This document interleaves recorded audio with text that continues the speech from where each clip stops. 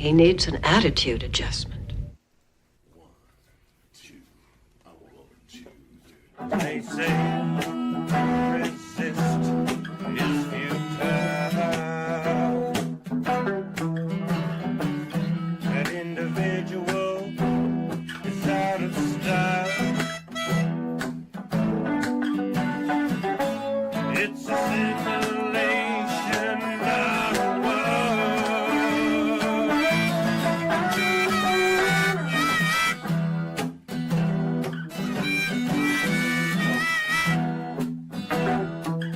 but I know less about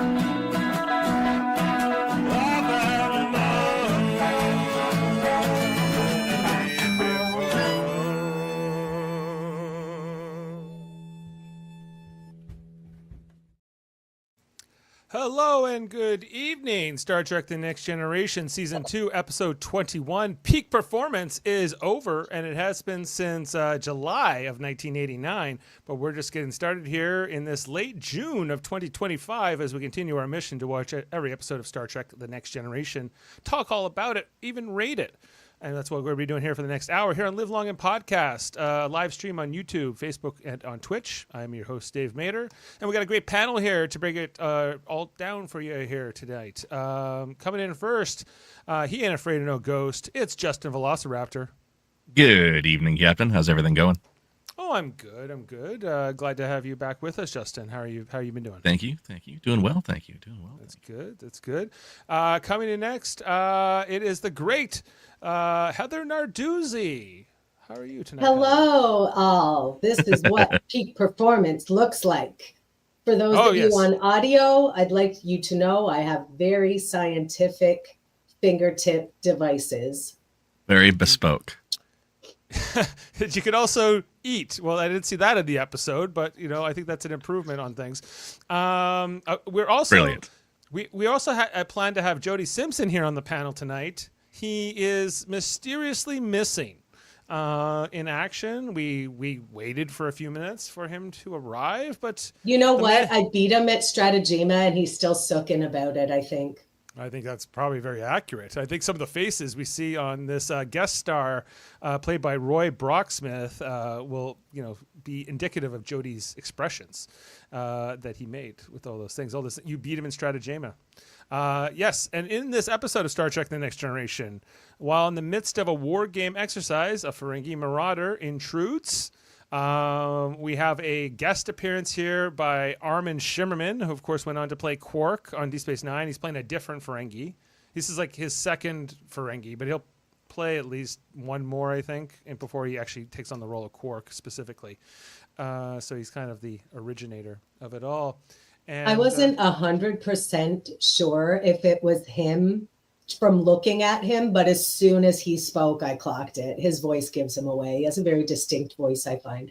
There's a distinct voice and his distinct way he speaks through those fangs, more specifically. Yeah, like he's just got like this breathiness into it as well that comes through. Yeah, so we're going to talk about it's kind of fun this episode. Of course, spoilers if you've not seen Peak Performance, the penultimate episode of season 2.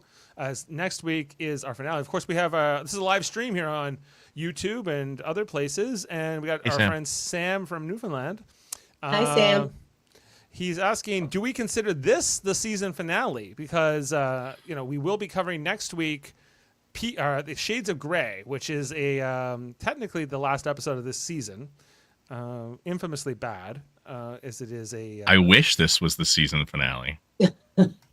Yes, so I think that's the correct. We wish it was, but it's not. It's the second to last episode. Now, I also thought, when I looked up that this aired in July, I was like, why? Like that seems late, in the season for them to be still airing episodes. Well, they used to have so many episodes per season, right? So I guess the season was longer, but July does seem late. This is the only season that has less than 26 episodes a season, and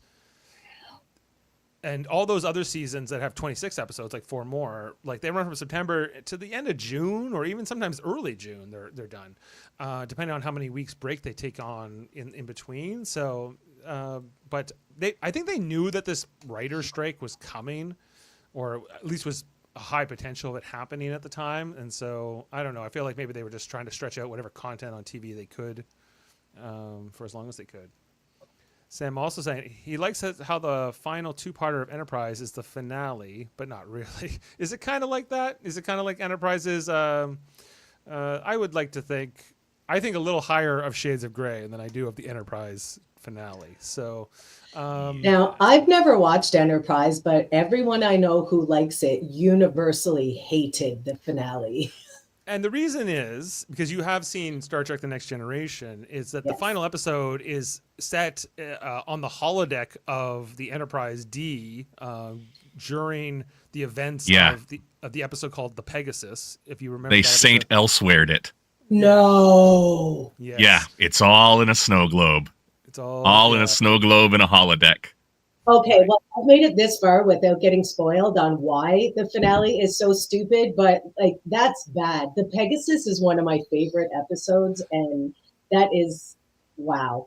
Well, that's how I feel about it too, and I feel like it ruins the Pegasus because I'm like, this is happening in the background while of this very serious episode is happening. Anyway. Yeah. Shades of Grey, limited only to the last 2 years. Shades of Riker, says Norman. Okay, yeah, so Shades of Grey. This is the, where are we going here? 48th episode overall of Star Trek The Next Generation. Directed by Rob Bowman, story by Morris Hurley, with a teleplay by Morris Hurley, Richard Manning, and Hans Beimler, with some featured music here from Ron Jones. Oh no, I'm looking at the wrong episode. Sorry, I was looking at Shades of Grey. We're talking about peak performance tonight. I'm sorry, I'm back. Okay, peak performance. This is the 47th episode of Star Trek: The Next Generation, directed by Robert Shearer, written by David Kemper, with featured music by Dennis McCarthy, and cinematography by Edward R. Brown. And as we mentioned, Roy Brocksmith playing the Seema Kohlrami in this episode as well. Not necessarily a household name, Roy Brocksmith, but he played a lot of different character. He was like a character actor in the 80s and 90s in particular. He was in Total Recall, if you remember that scene with Arnold Schwarzenegger where he tries to convince him he's the psychiatrist and that he's really in the dream, and then the drop of sweat's going down his brow, and that's when Arnold spoilers for Total Recall. You're still in the dream, Quaid. Yeah, but he blows off that guy's head, and that's who this guest star is. But he's also in like an episode of Seinfeld where he's talking about Kramer's mother, because he's like the landlord of Kramer's mother's building or something like that. He's hilarious. He's a great actor. He passed away in 2001, but only at the age of 56. But he was in a whole bunch of different things, and I really enjoy him in this role. So anyway, I haven't asked any of you what you think yet, so let's get into that. How about Heather first? Heather, what do you think of peak performance? I love this episode. This is a really fun one, and it's pretty light.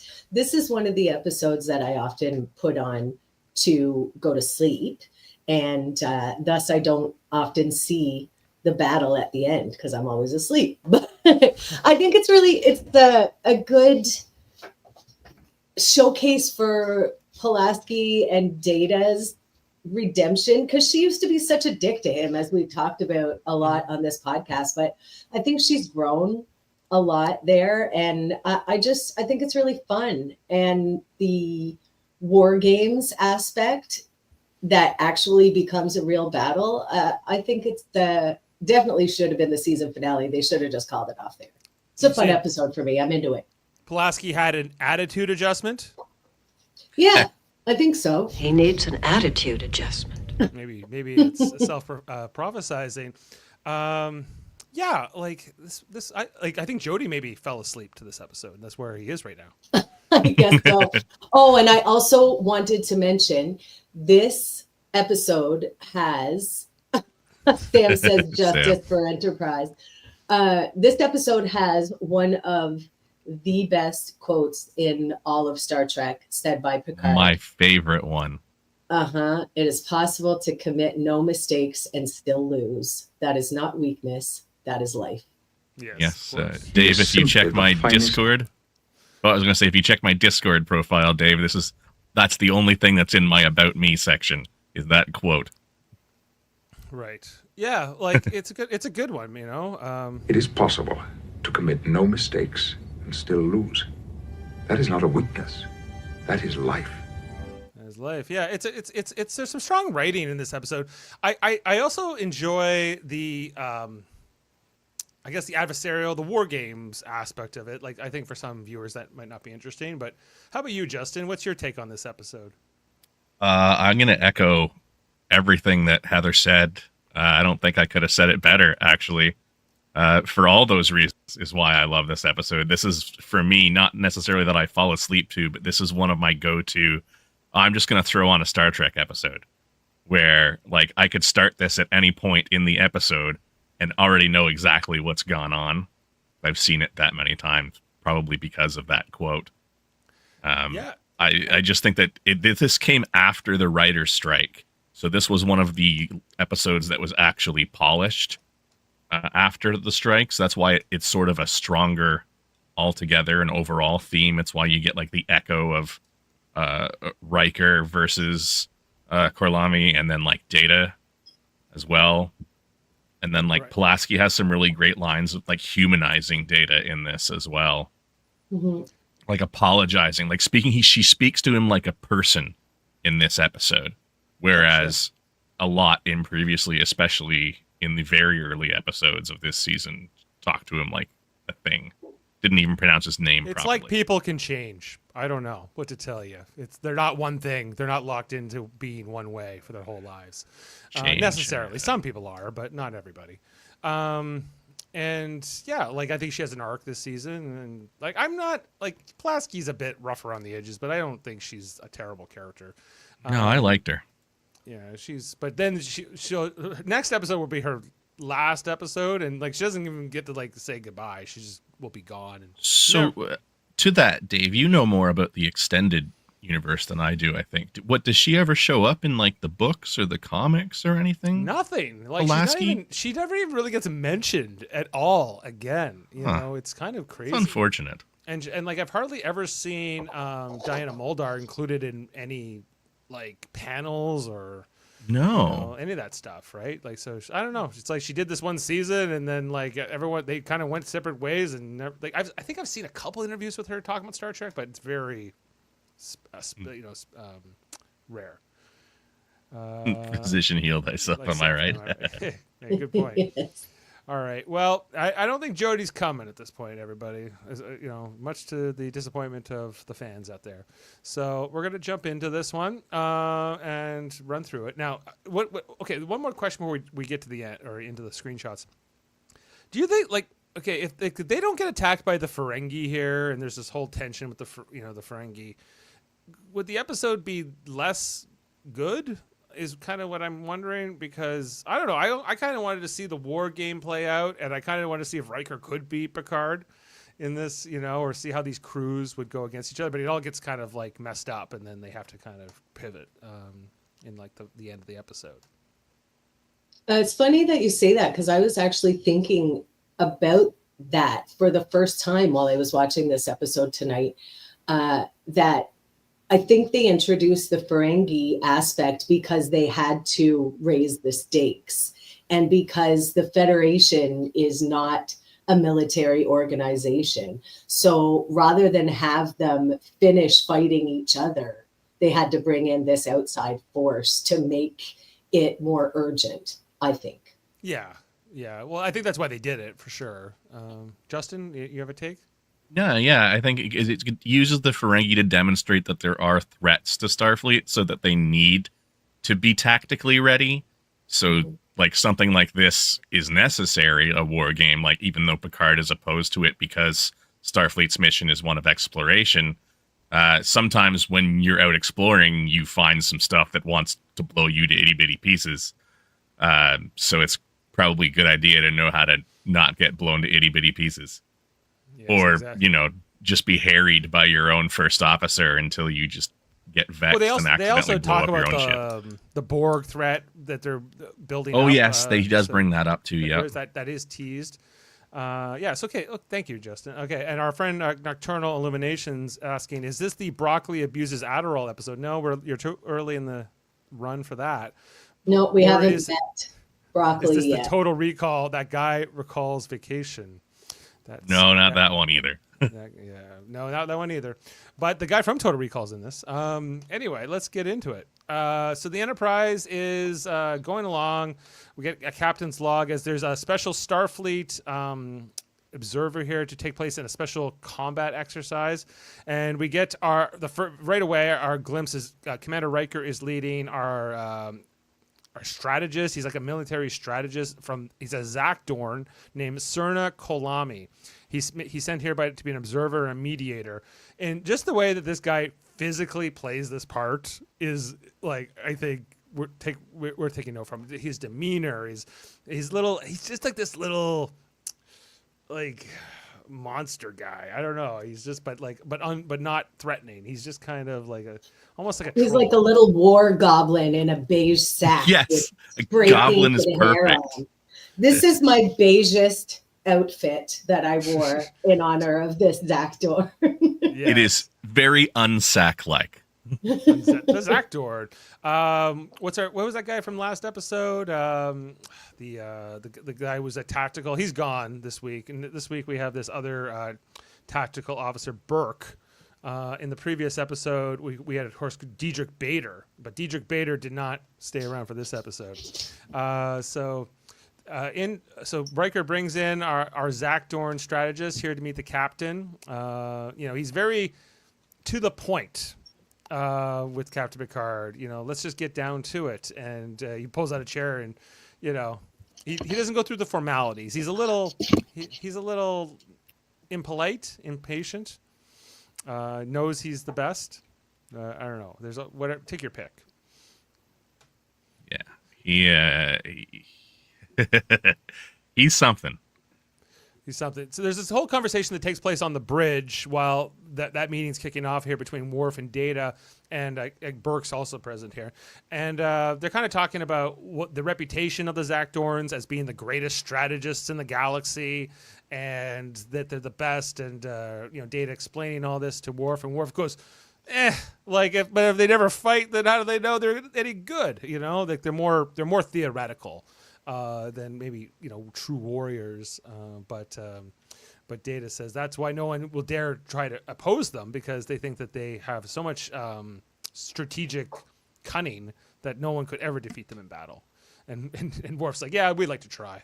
Give us a shot at them, or I think more specifically the Klingons is what he means. But so we then go back to the observation lounge where the Zakdorn guy here is giving his explanation for what the war game is going to be, how they're going to have this other older ship, the Hawthorne, that's going to be going against the Enterprise.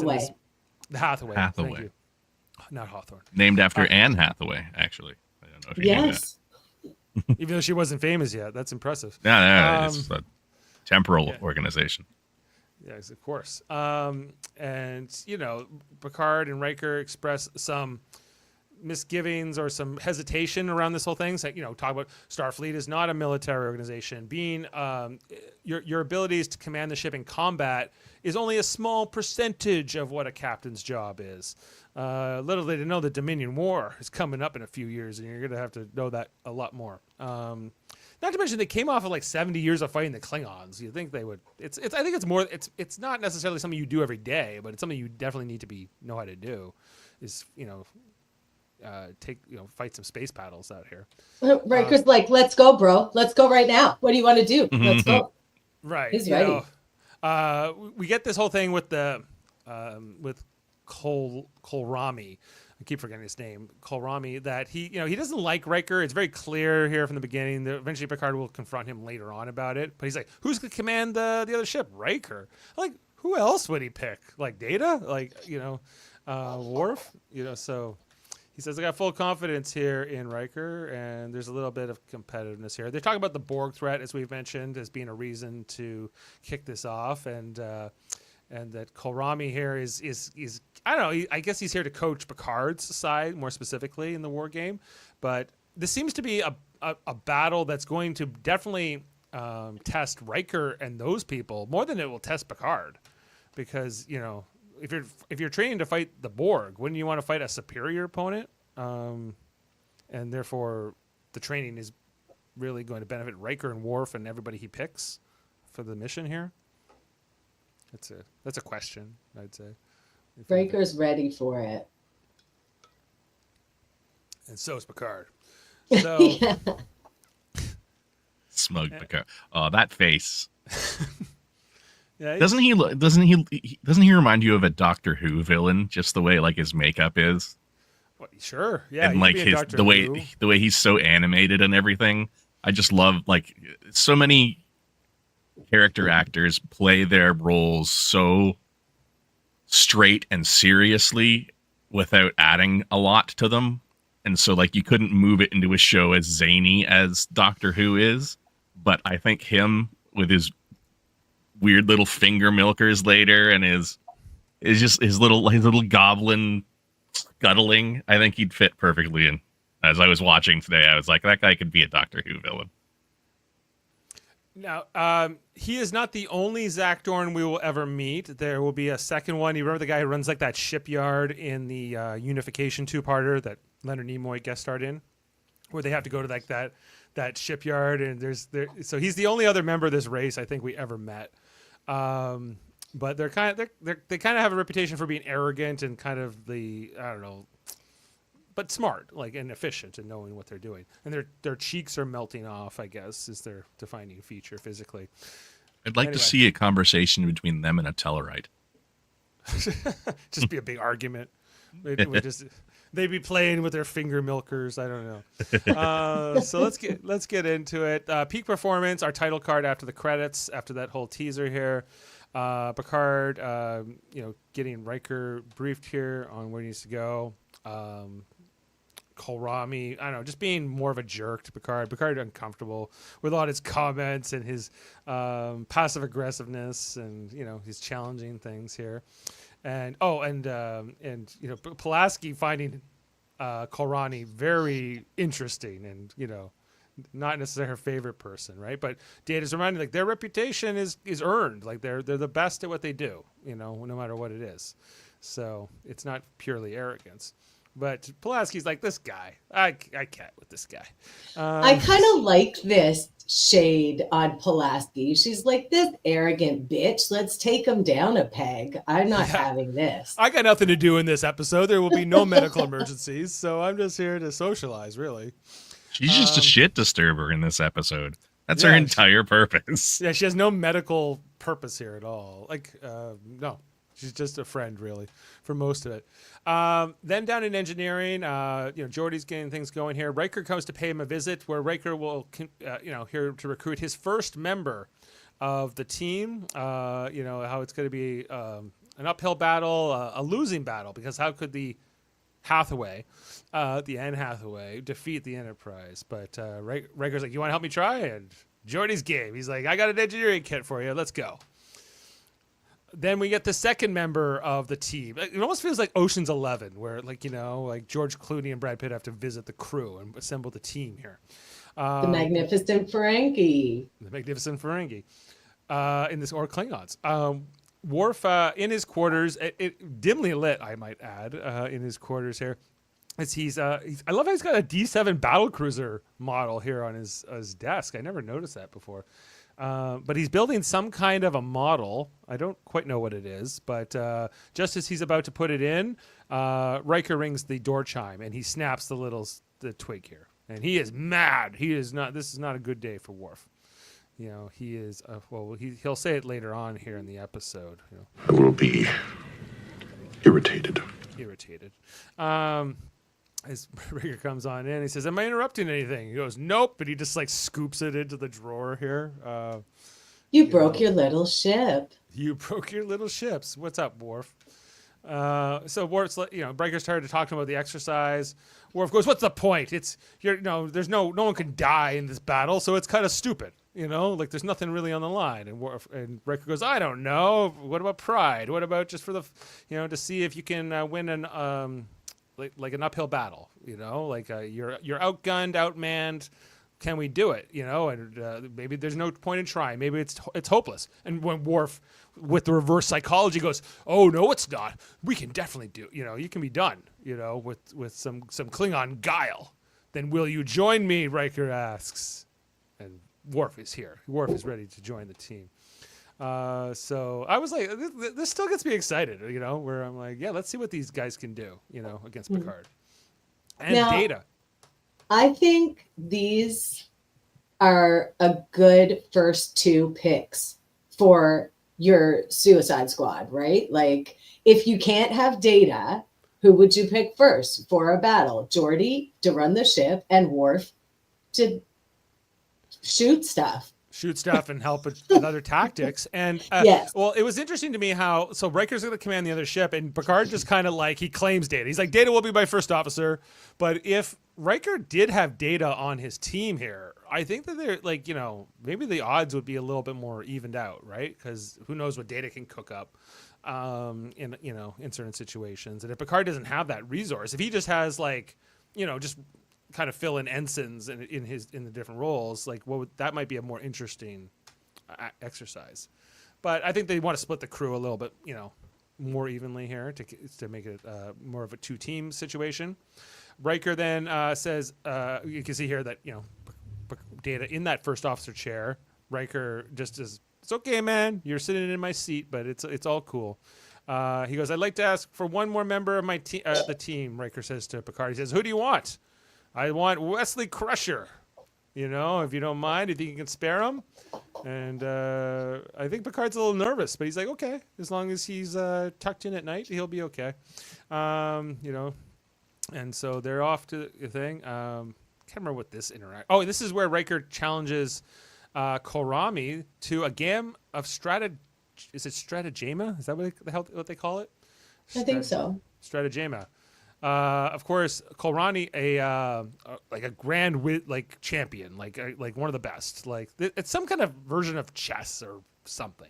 I don't know, but and Kolrani's like, I'll humor you, like an inferior opponent. Maybe those can be kind of interesting. It would just be whatever. Riker's just kind of. I love this still. Riker's like, oh God. I can't handle this guy. He's so obnoxious. Karami comes from a hot planet. That explains why his face is melting. Yeah, that's here. So there's this conversation in the corridor between Geordi and Riker where they're talking, just about how Riker's going to face him. He's like, so you're going to try to beat him, right? He goes, well, I'll try, but like, I'm not going to beat him. Like Riker's content that he's going to lose, but he likes the challenge, right? And he's like, what do you, are you going to, he's not he's trying to manage his expectations, but Geordi's like, well, you got to try to get in there.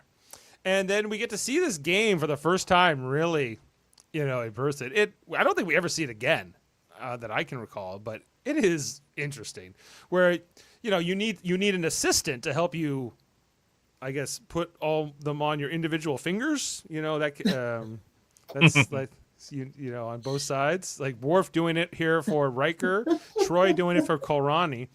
It's like being your second in battle. I'll put your fingies on for stratagema.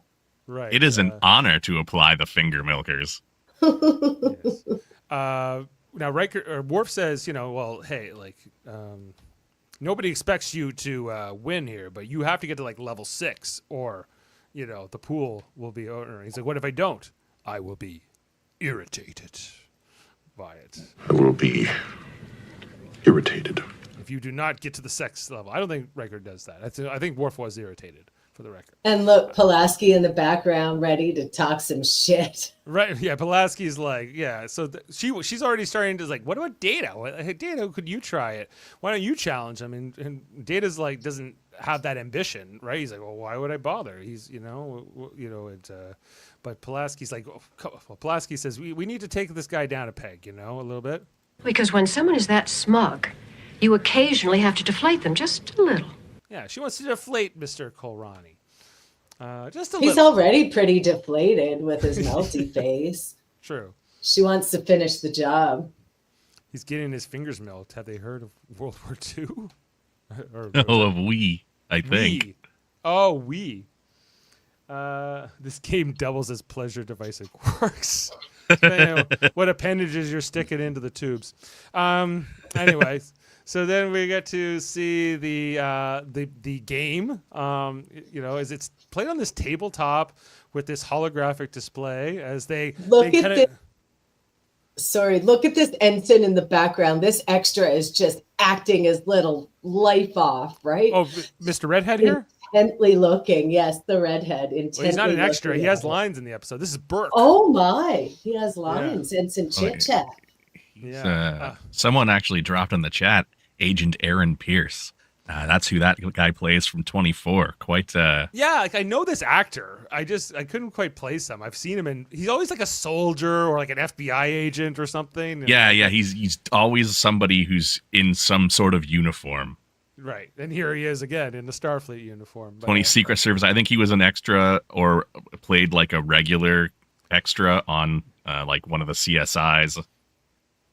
I'd recognize that redhead anywhere. There you go. I've seen another giant redhead like Conan O'Brien. They're hard to miss. Yes, Brandon. I also remember this guy's scene in Seinfeld where he's just talking about Kramer's mother, and Kramer's trying not to get mad, but then Kramer tries to kill him at the end of the scene. It's hilarious. Anyway, so the game's going on. I think Riker's actually ahead for maybe 10 seconds here, but this is a very fast match. Where I guess if Korani gets to 100 first, it's over. But later on, when we see him play Data, I guess you have to win by a certain margin. I don't really know the rules, but it's over very quickly, like less than a minute. And Korani's very smug about it. There you go, man. Smug face on him. You just want to smack him in his melty face. That's how Pulaski melty goblin face. Pulaski is upset. She's like, you were our best hope. Now I'm gonna try to work on Data here. So that scene ends. Finally, the Enterprise ends up in this system where the ship, the U.S.S. Hathaway, I guess it's just been sitting here. They have a look at her here. It's clearly an older ship. I think it's the Constellation class, very similar to the or same class as Picard's former ship, the Stargazer, that we had seen in season 1. In fact, there's a shot from that episode that we get to see here later on when they're tractoring it along. Total Recall, yeah. So he says, "Good luck, number 1. I mean, Captain." And then there's like a whole thing here with Riker and Picard as they're kind of going their separate ways. And Riker and the crew show up here on the bridge of the Hathaway. It's got like the panels of like, Star Trek, the motion picture, like more like the Wrath of Khan through Undiscovered Country era paneling, that blue-green look that's distinctive to that like late 23rd, early 24th century in Star Trek. Wait, can you go back? Are those like vines growing on the ship? Like what is this? It's like old wiring and there's like wiring kind of just hanging everywhere. Okay. Rat's nest of wires and cables. I guess the impression we're given is like this ship was like decommissioned, and I guess they stripped it for a bunch of stuff when they left, and then they kind of just but they didn't really clean up after themselves. So the ship is presumably quite at least decades old at this point. And so Riker then offers Worf basically the first officer position. Worf is surprised by this because Jody outranks him, and he would think that Jody would be the natural first officer. But Riker's like, "No, Jody and I talked about it. We think you're the best guy, especially since this is a battle. And Jody's got to have his hands full in engineering, so why not? And so Riker's kind of getting so the Riker and Worf show here. I kind of like this bridge a little bit with like the captain and then the first officer having like sort of this whole other like console next to it. It's kind of a different design. Those two things in the back on either side of Worf and Riker look like they're made out of milk crates. They're like they're actually chairs that have like weird vents in them for some reason. I guess so you don't sweat too much. It's like they stripped all the padding off of them or something. Yeah. Like even because even the panel that Worf's sitting at looks like they stripped the casing off of it too. Yeah, it's got that. They're like, we need this casing for something else, and they left the rest of it. but it's got like that. It's got this light up here at the bottom, which is more like what the Enterprise has, right? So it's kind of an interesting. I'm fairly. That is the battle bridge, right? Like that's what that set is. I think this is the battle bridge set that they've redressed quite a bit. So it looks like they took stuff from like the movies that they were working on, right? So yeah, because like Star Trek V would have come out this year, I think, like around this year. So this is probably from that set that they're just kind of also reusing parts of that. Anyway, so they're getting ready for the thing down to engineering of this ship. I don't know what set this would have been, Justin, but like it's we see the engine room of from here. I'm not sure what set this would have been. Yeah, it's kind of neat. It's very different than anything else I've ever really seen. Anyway, so they get to work down here. Wesley and Jody are trying to fix the ship up. We see they get the lights back on. We see the registry, NCC 2593. So, and it's an older one for sure. The 4 nacelles coming up online, and the lights are back on. So they're getting there, even though. Riker's like, let's get this garbage scow going, fellas. Garbage scow. It should be hauling garbage. We get to see them pull out like the dilithium matrix here, and there's a few little crystals that have been left over, but apparently there's no antimatter, so the warp drive's impossible. This is where Riker gets annoyed with Wesley. He's like, hey, we're here to like, it's supposed to be hard, so improvise whenever you can, right? Like just don't whine that we don't have like the modern luxuries of today. And this will end up mattering later on with Wesley's improvisation. These kids today need dilithium and antimatter to run a starship. When I was a young fella, they ran it on whispers and eggshells, and they liked it. Exactly. So they get to work down there and figure out what you can do with those little bits of crystal and no antimatter. Okay, what's going on here? Now we're with Picard and Kolrani on the bridge. They're getting ready for the battle. They're having a little conference here with Riker and them, talk about how the ship is in bad shape. They have like I think a few hours before the exercise starts. So Riker's team has this amount of time to get ready here. And Riker giving Kolrani a hard time, like, the ship's old. What do you want me to do? You're not exactly giving me much to work with here. He's like, that is the challenge, Commander Riker. So get used to it. Right after he just finished telling Wesley, like, it's not going to be easy, improvise, that he's like, oh, the ship's old. I can't do anything. That's a good point. I hadn't really picked up on that. But yeah, he just gave Wesley a hard time, and the same thing here. So Picard, but you see, okay, as Picard is like leaving here to go to his ready room, this little twitch he does on his face, I think is interesting because it's just kind of indication that like Kolrani's getting to him. He's irritating him. He's trying not to get upset with him, so he just kind of leaves the room. And then this is where Kolrani goes to Data and says, "Hey, I heard you challenge me to some stratagema. That's pretty interesting." And then Data looks at Pulaski, and Pulaski then looks at him, and then looks, "Oh yeah, well, I think we can come as up. There's a bit of a ruse here." Pulaski's like, "No, I'm pulling this off. This is where he's going to take you down."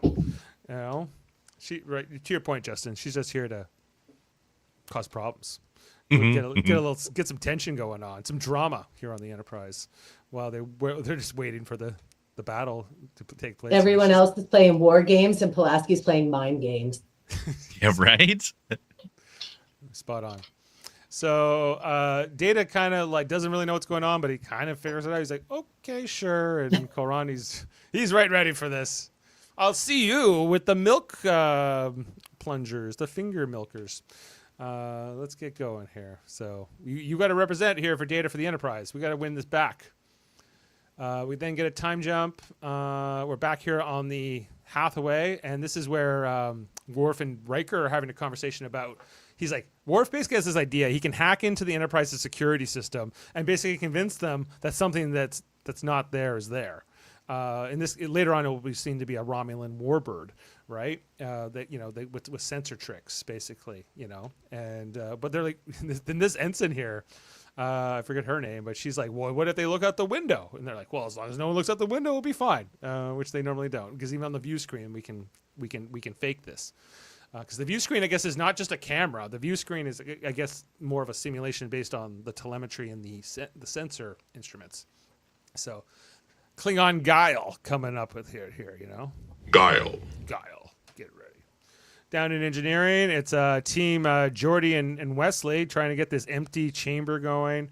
Trying to figure out how they can get this ship going in a few hours. Then back on the bridge, Worf talking to the ensign again. She's like, where do I get the wire, all the fiber optic wire to do this repair job? He's like, he just reaches up into the ceiling and pulls down all this, like, it looks like hair, but I guess it's meant to be fiber optic cable. And he goes, anywhere, here. This is where then Wesley approaches Commander Riker, Captain Riker, I guess in this case.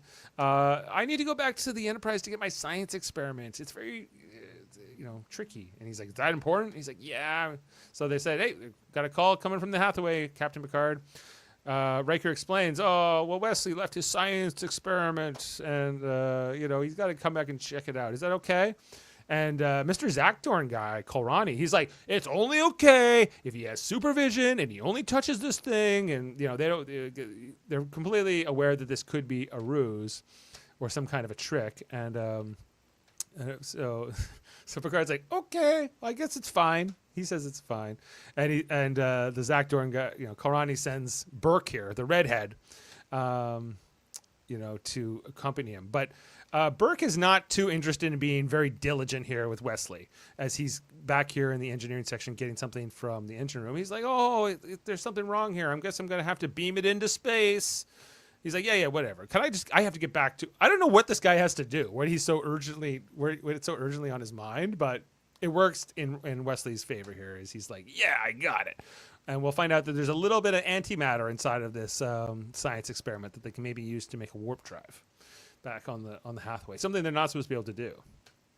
So I think that's really fun for Wesley because, there's been so much bad writing of Wesley, like, oh, gee, I saved the ship again, ha, ha, ha, and I think this was a good instance for him to be a little sneaky and think outside the box and contribute as a member of the team instead of the smart ass kid, It's a little less on the nose of how smart he is than some of the other examples of how smart Wesley is supposed to be. Burke's in a hurry for his next supporting role. Yeah, that's a good point.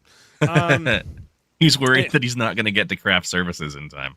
So Wesley doesn't quite beam it into space specifically. He beams it on to the Enterprise right next to Geordi. And Geordi's like, where'd that come from? Weird. Anyway. Anyway, back on the Enterprise, in this is where Pulaski's like, getting Data to go against Kolrani, and we don't hear what she says, and then Data says to Troy, "What does Pulaski mean by bust him up?" And Troy says, "Well, she wants you to try to beat him as quickly as possible and as efficiently as possible." She's like, "What else would I do?" Right. Well, just be you, Data. So Burke now is playing the role that Worf did in the previous scene, the Stratagema referee. Go. And Data is kind of up here at the beginning. He is winning, but then Kolrami goes ahead. He's going hard on his finger milkers. I don't know, this. I wish this game was real because I would be intrigued to know how it works. Anyway, they're going through it here. You can see here, Data's again winning, 79. But then all of a sudden, Kolrami jumps ahead, and before you know it, it's over. He's won, 100 to 81. So Data does much better than Riker did. It kind of reminds me of Go, but like 3 dimensions of Go. They love their 3-dimensional games in this Star Trek universe. I don't know, like it's so, I don't know, weird and science fiction, futuristic game sort of idea. It's very 80s too, to sort of imagine it with this more tactile interface, I think, versus, just interacting with the holograms. But yes, it is very like 80s imagining the future for sure. I don't think we would design a futuristic game. I don't think they would come up with this now. Like, this was just not what it would look like. No. Do you remember the futuristic hologram games that they used to have in the arcades when we were kids? This is the Star Trek version of a futuristic hologram game. Right. Yeah. Now, listen, we might have a game with finger milkers, but they definitely be Bluetooth, and it would be a pain in the ass to get them all to connect at the same time. I'm sure of it. That's exactly right. Anyway, so Karami, he gets yet another victory here on the Enterprise crew. His smugness, he has not been deflated, even though he looks like it. So it's Data can't believe it, and he's like, "What about a rematch?" And he's like, "I don't know why we bother." Pulaski is heartbroken. She can't believe and her. Data's now having an existential crisis. Yes, he can't believe it. He's got self-doubt, hesitation. We'll find out he'll take himself off duty, back to bridge duty after this, because this is where Picard goes, "Hey, where's Data?" Burke says, he's taking himself off duty. He's got to do some diagnostics. And then this is where Karami back on the bridge is also he's making these passive-aggressive comments about Riker, how Riker's going to lose and they're going to defeat him. And this is where Picard's like, "I'll see you in the ready room, Karami. Come on." Burke just looks at him like, "Oh, you're in shit. That's not." Picard only asks that when you're in trouble. And he's like, "I'm tired of you talking bad about my Riker. Riker, he's my boo. You don't say those things, right? What's your thing about Riker?" Karami will go on to explain that he doesn't like Riker because Riker is too much of a fun guy, too much of an affable sort of like get along with the crew kind of a captain. Kind of different from Picard, where Picard is more authoritarian. Not like authoritarian is a strong way to say it. More of a disciplinarian and much more formal in the structure and the chain of command. And Picard defends Riker. He's even though they're different styles of captaincy or command, he knows that Riker's style works for him and it gets the motivation from the crew. And he says, "You won't be talking any badly about Riker. He's one of the best ever." So I don't know. I don't know if that conflict in the episode does much for me, but Picard sticks up for him. Then down in Data's quarters, we'll get the first of two scenes here with Data now that he's in his existential crisis, his midlife crisis, perhaps. First, Troy's coming to see him.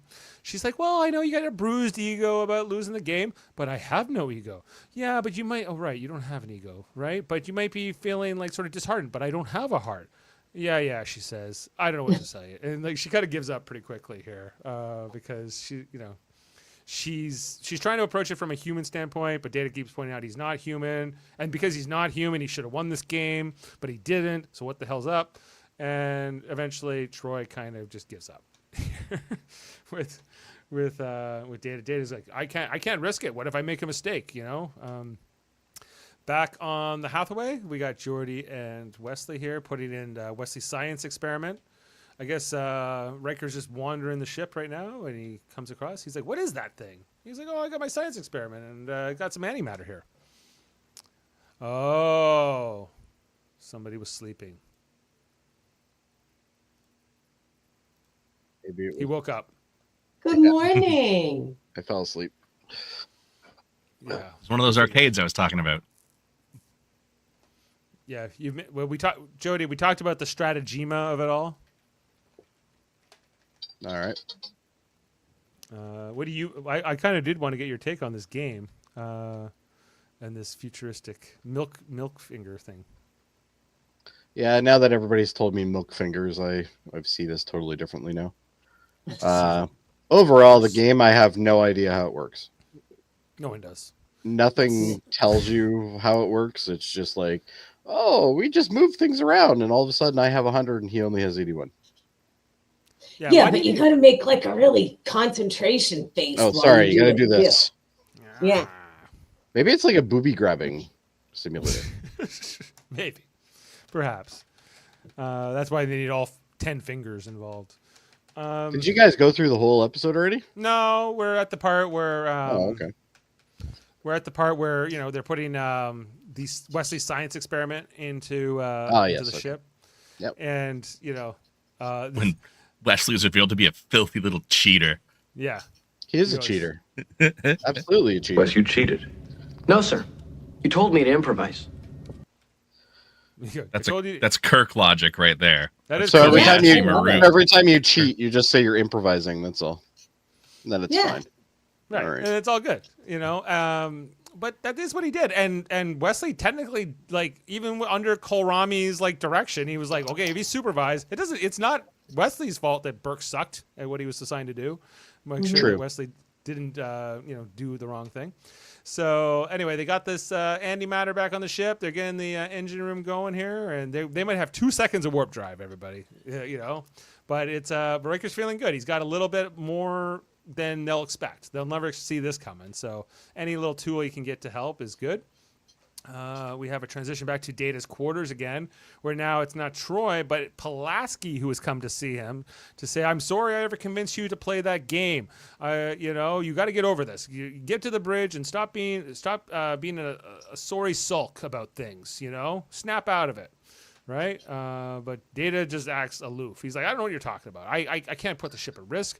You're right, Doctor. The fact that I can't beat him is unimaginable. There must be something wrong with my diagnostics. And the fact that Pulaski has the balls to tell anybody how to act is just incredible to begin with. Well, we were just saying that she's now really come a long way with Data in this episode, since the first time. Yeah, she's come a long way right to the end of the season. Well, she's got one more episode. And then she's finally good. Well, we're only got 2 more episodes of Pulaski, and she's gone forever, Jody. I know you'll miss her. You only got 1 more. 1 more after this. Yeah. So, including this one, too. But... Because when someone is that smug, you occasionally have to deflate them just a little. Is that how you feel about Pulaski, Jody?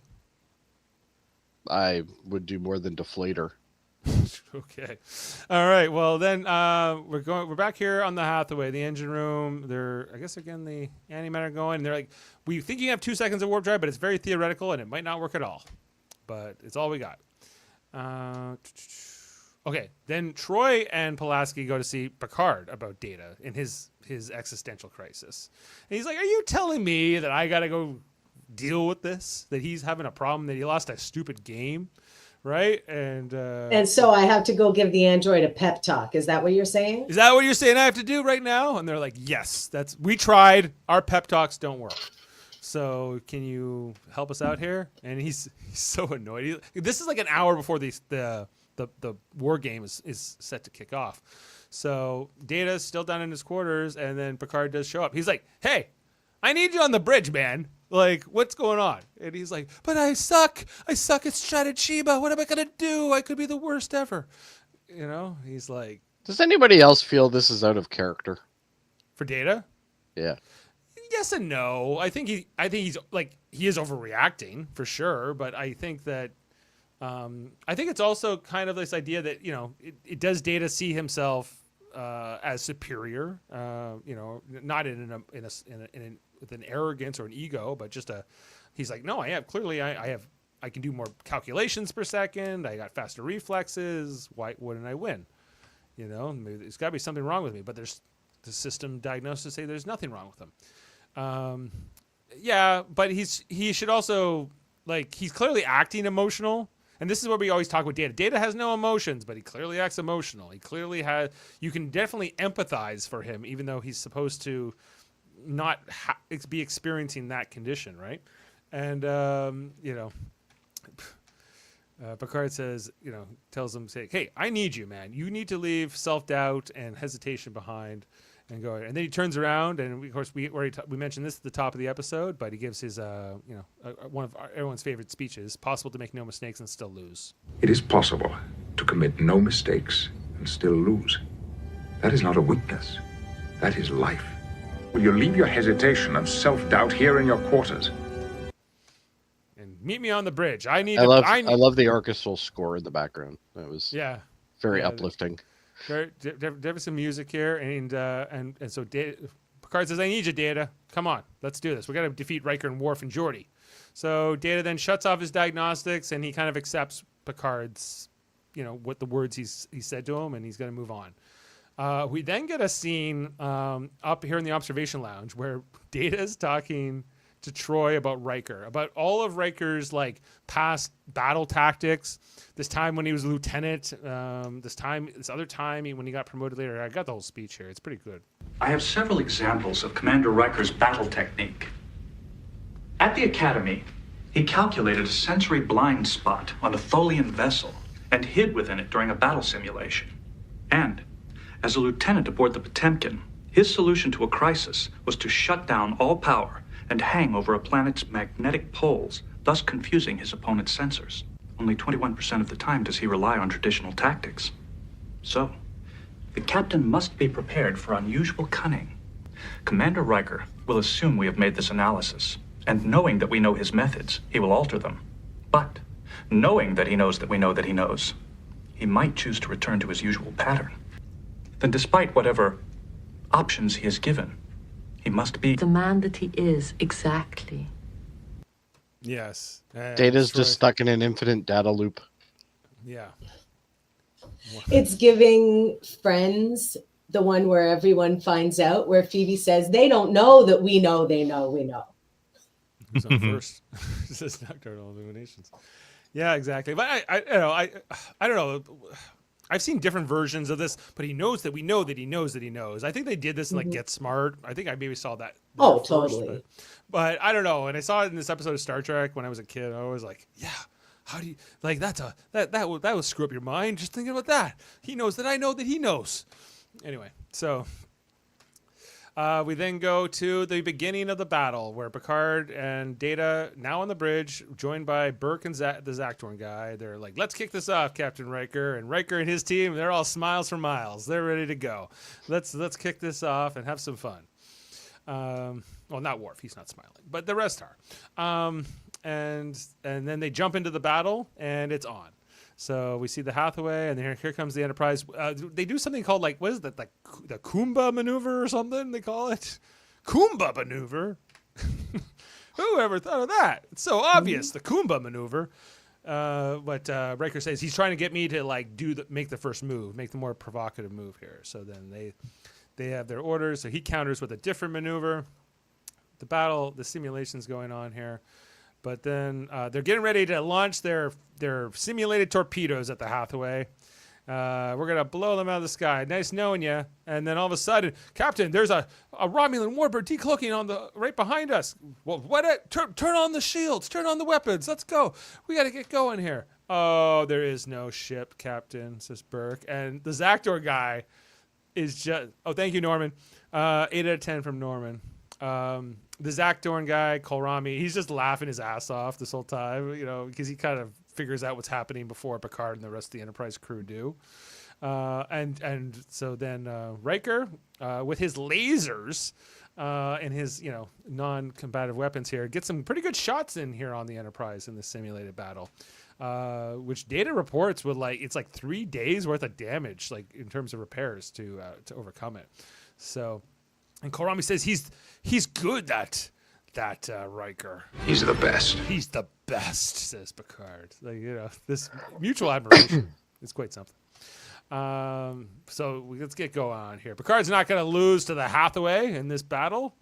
He's got the flagship of the Federation at his command. Come on.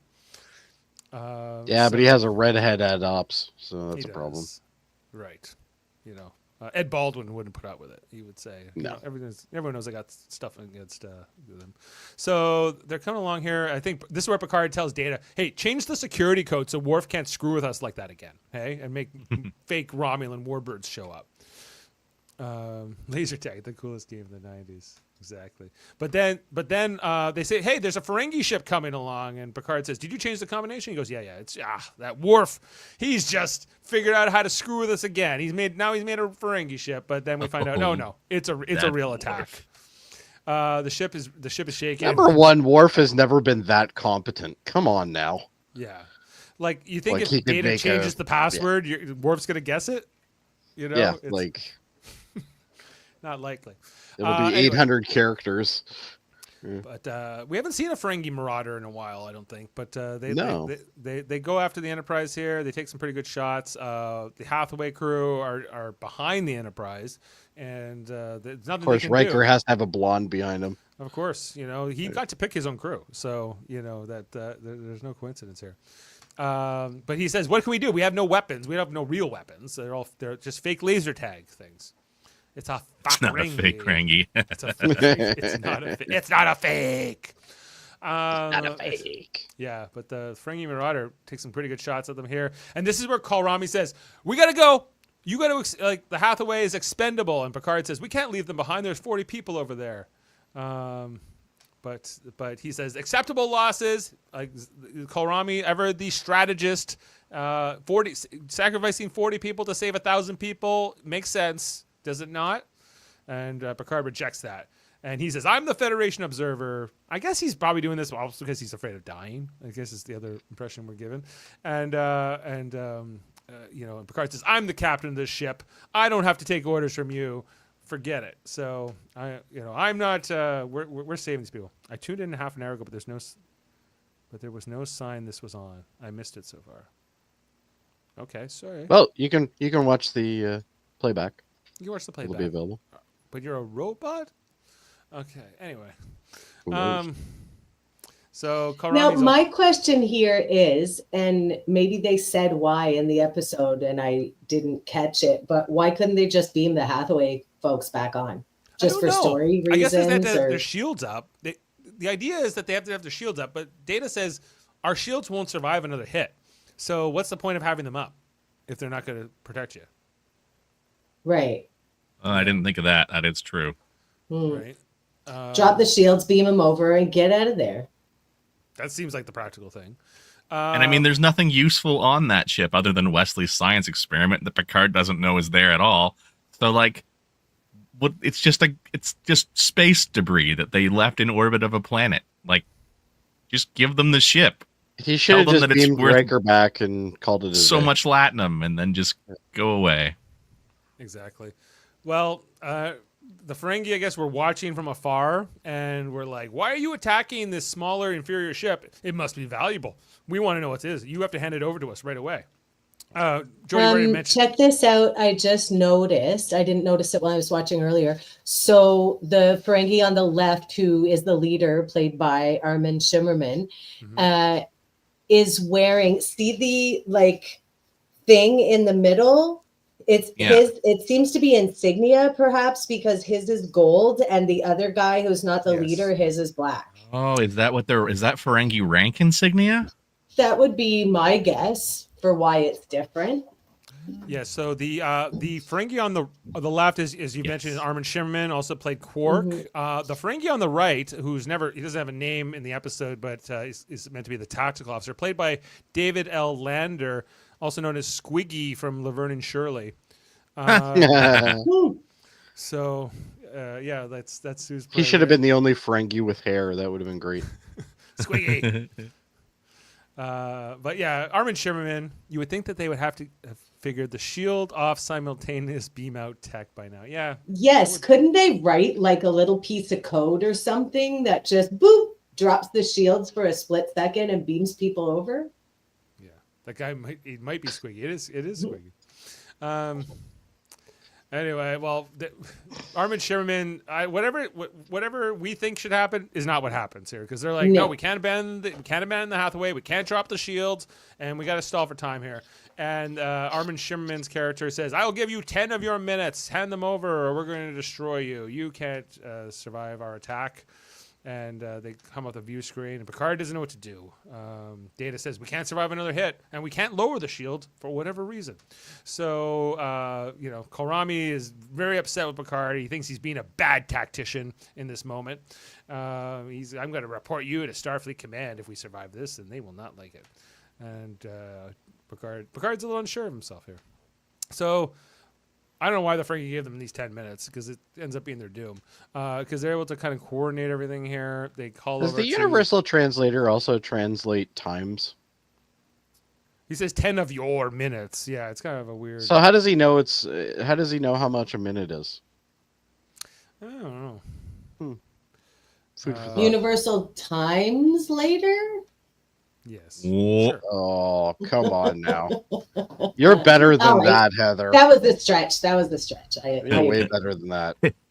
If the camera pans up, you'd see like 24 clocks that are just different species. Like when you're in an airport. Federation. Yeah. So Riker reveals to Picard that he has a limited warp drive that Wesley basically was able to create by smuggling that experiment on board. So they have this conversation about what they're going to do. They're like, what if we, because the other thing that Burke tells us is that they could fire photon torpedoes, but they don't want to fire them at the Ferengi for some reason. They want to fire them at the Hathaway so that they can make the Hathaway seem like it's destroyed. And if the Hathaway warps away, which it theoretically could do, it could sustain warp 1 for like a second or something like that, then they'll appear to just disappear.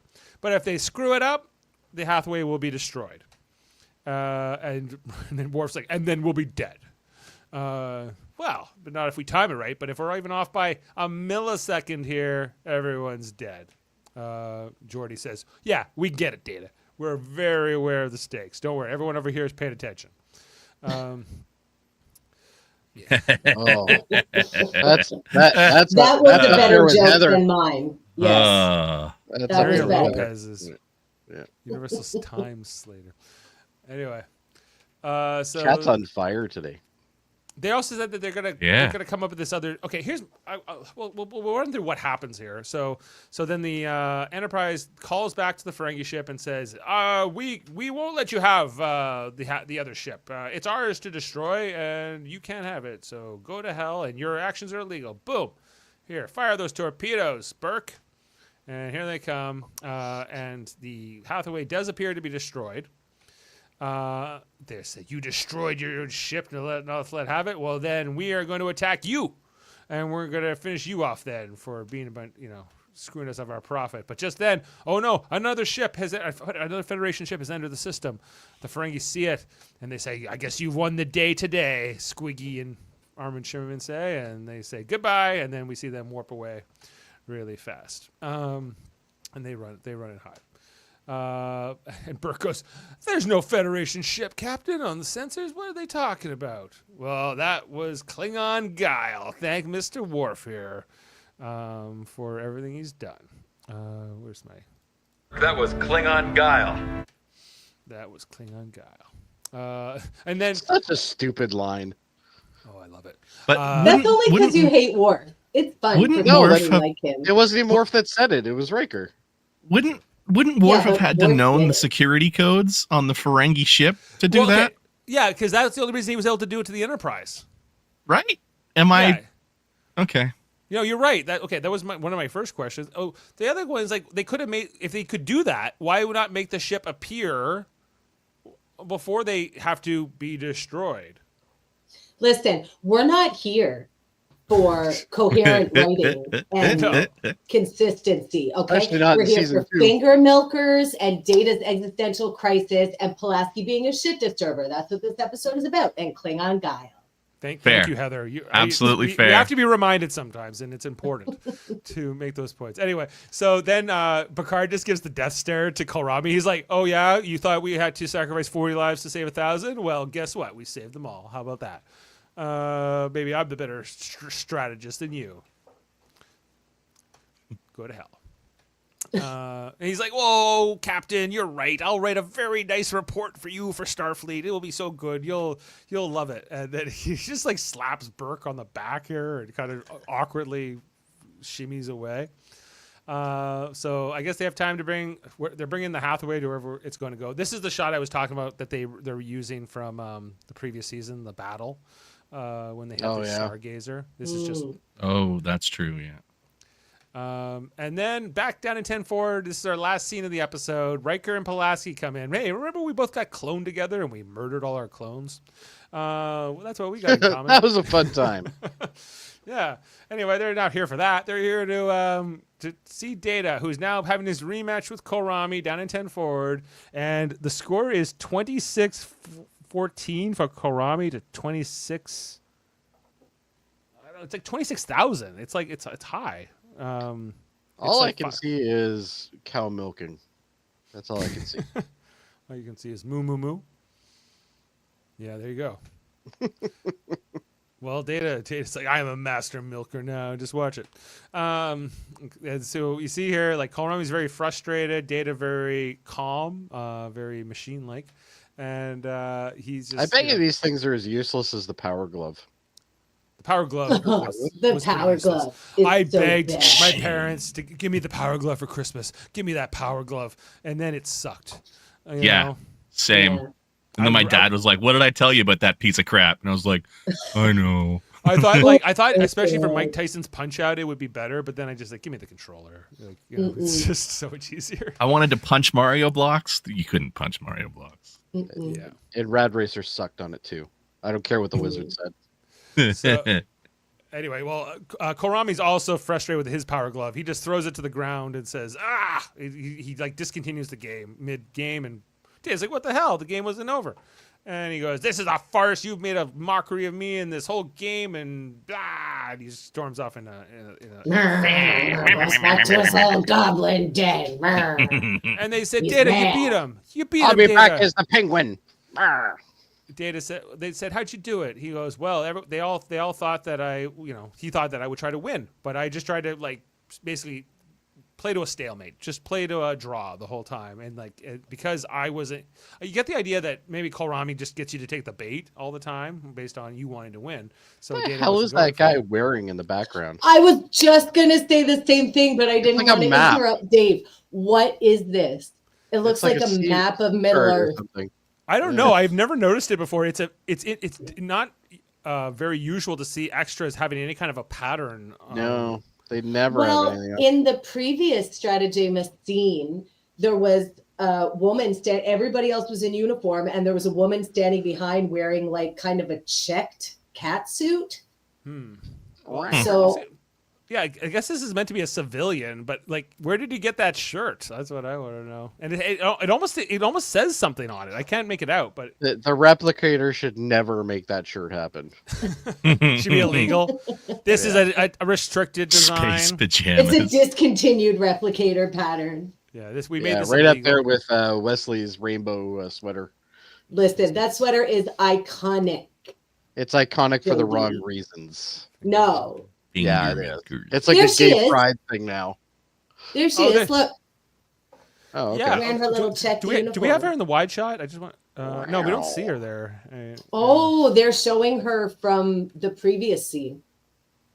Oh, maybe, yeah. Maybe they're pulling that from another scene. But anyway, Well, no, because she would be between Pulaski and Jody back there. So, based on that, so I guess she would be out of frame.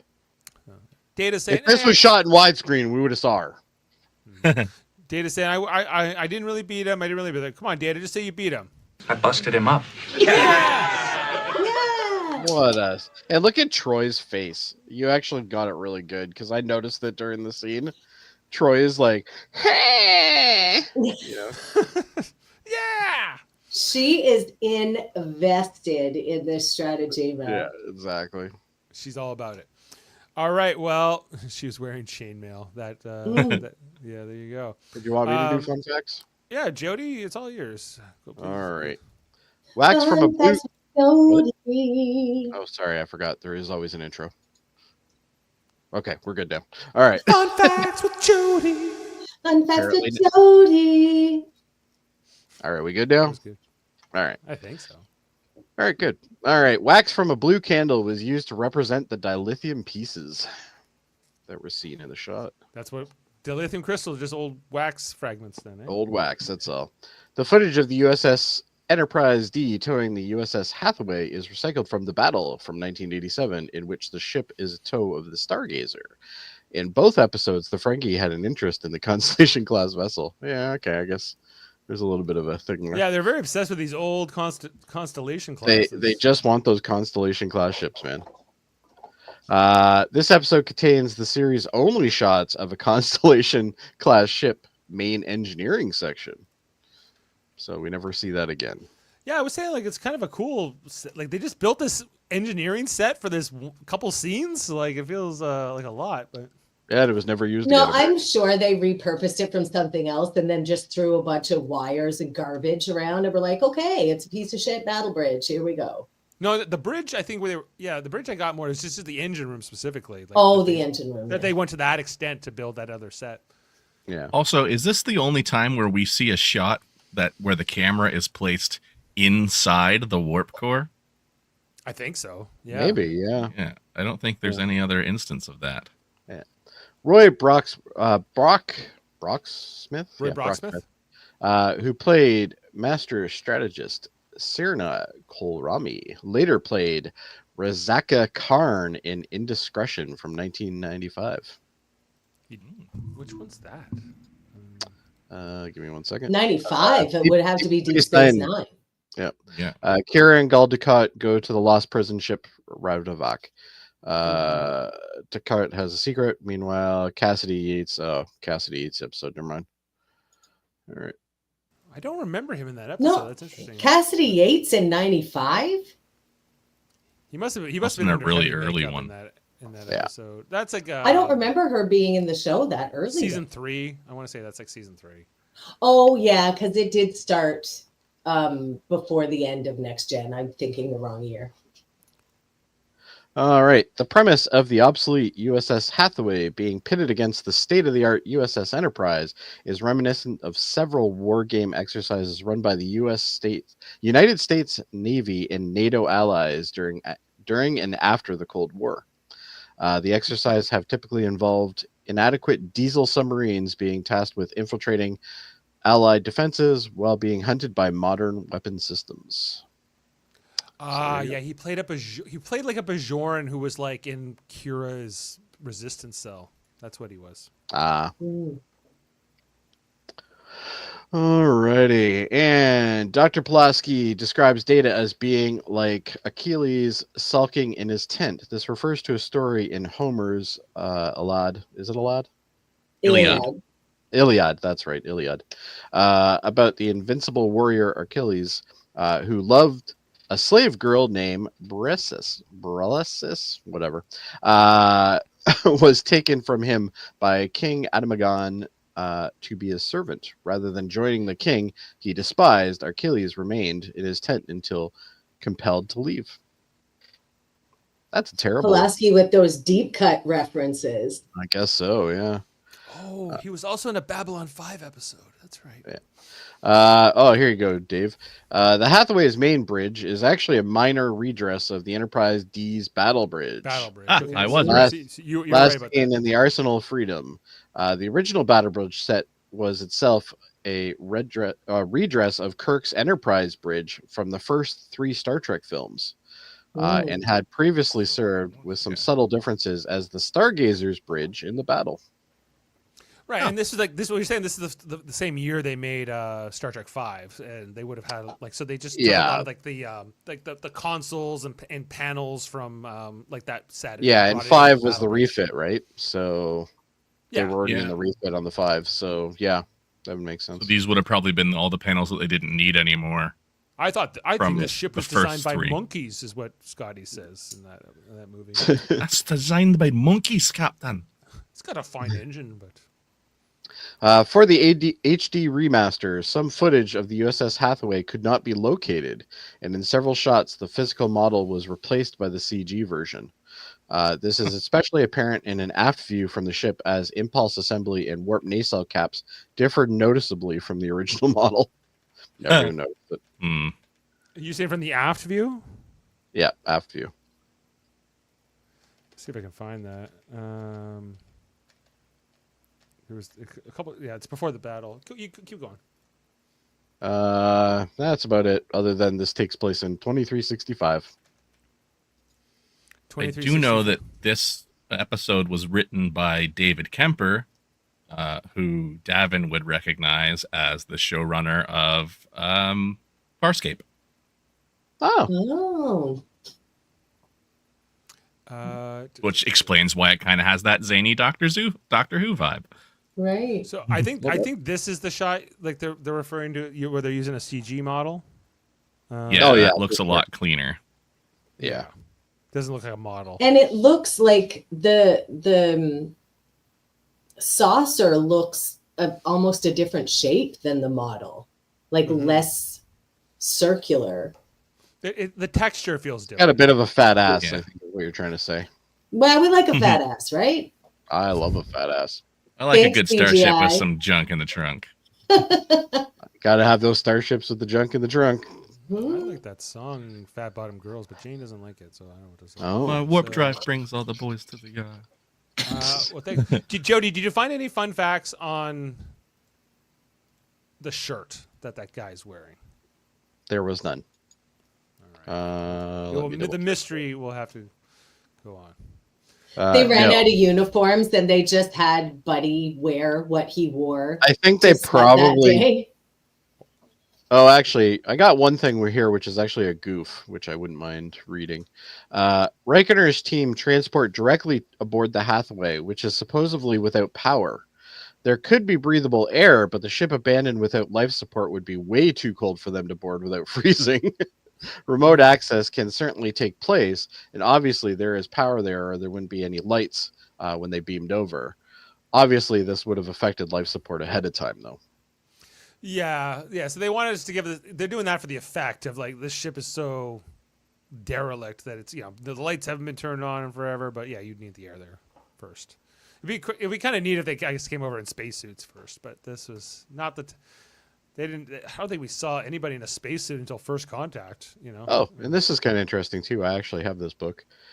Star Trek: The Next Generation Technical Manual says that antimatter cannot be beamed through a transporter without extensive modifications to the circuitry. Yet Wesley took no such precautions and was still able to beam it safely.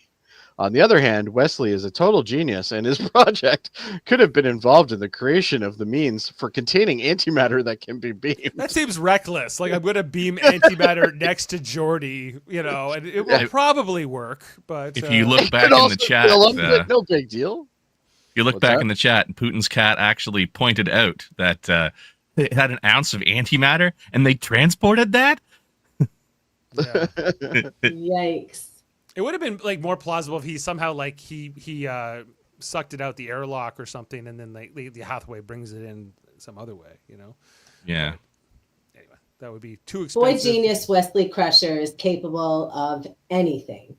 Or the way he had it contained in his device was already transporter proofed. What if they transported a heater over first, Jody? How would they hook it up? It's got batteries. Generator. You know how much battery power you need to actually power a heater? It's the future. Okay, well, they couldn't figure out other things like, I don't know, a Ferengi detection system? I don't know. Yeah, that might help. Those kinds of things. All right, well, let's get into our ratings, everybody, and put a score on the episode. All right, Justin, would you like to go first tonight? Yeah, I am going to give Peak Performance an 8.0. Right. I think it is a solid episode. I think there are better episodes, and it does contain my absolute favorite phrase from the series. And yeah, I love this episode. It's no best of both worlds, but an 8.0 I think is a solid score for this one. Okay, well, thank you. Heather? I'd like to go back to last week, The Emissary, which I'm very disappointed to have missed because it's one of my favorites. We meet the wonderful Kalar. I'm going to give that one a 9. And I'm going to give Peak Performance an 8 as well.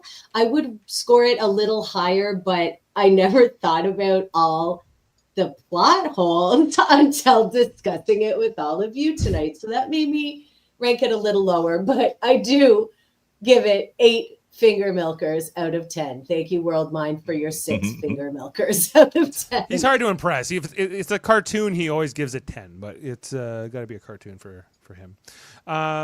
Jody, you're up.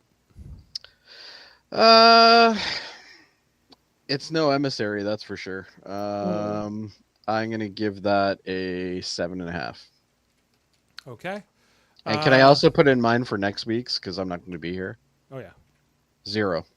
All right. Ooh. Well, let's get that started. It's a terrible fucking episode. Well, the fact that IMDb rates it a 3 is impressive. Yeah. That means a lot of people gave it a 0, but a few people went, I don't know, higher. Okay, I'll go, because I'm up. I'm always trying to think about the previous episode, and I think I enjoy this one about the same. I think this is about as good for me, so I'm at 8 as well. There was no Kalar in this. No, but there's some fun stuff. Like there's like there's the battle tactics. It's just different. It's a different kind of fun, but it's still fun. So I enjoyed it. You know, I'm pretty overall. I'm good. I don't know where you are here. I have to unhide your column, World Mind, so I'll add your 6 after. But we are averaging at the moment 7.9 out of 10.